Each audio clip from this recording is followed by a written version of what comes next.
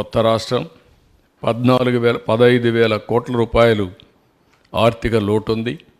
ఇవన్నీ ఆలోచించిన తర్వాత ఏ విధంగా కట్టగలుగుతామని అనేక సార్లు ఆలోచించినప్పుడు దీన్ని అంత మునుపుండే హైదరాబాద్ నాకు ఒక అనుభవం ఉంది. హైదరాబాద్లో ఒక సిటీ నిర్మాణం చేశాం. హైదరాబాద్ నిజాం నిర్మాణం చేశాడు. సికింద్రాబాద్ అభివృద్ధి అయింది బ్రిటిష్ వాళ్ళ పీరియడ్లో, ఆ డిఫెన్స్ అవన్నీ వచ్చి. ఆ తర్వాత నేను వచ్చిన తర్వాత సైబరాబాద్ నగరం. హైదరాబాదుకు నీళ్లు లేవు, కరెంటు లేదు, అనేక సమస్యలు ఉన్నాయి. ఒక అడుగు నేను వేసాను, ఒక అడుగు కలిసి వచ్చి బ్రిక్ బై బ్రిక్ నిర్మాణం చేశాం. 9 ఏళ్లలో ఒక ఎకో సిస్టమ్ క్రియేట్ చేశాం.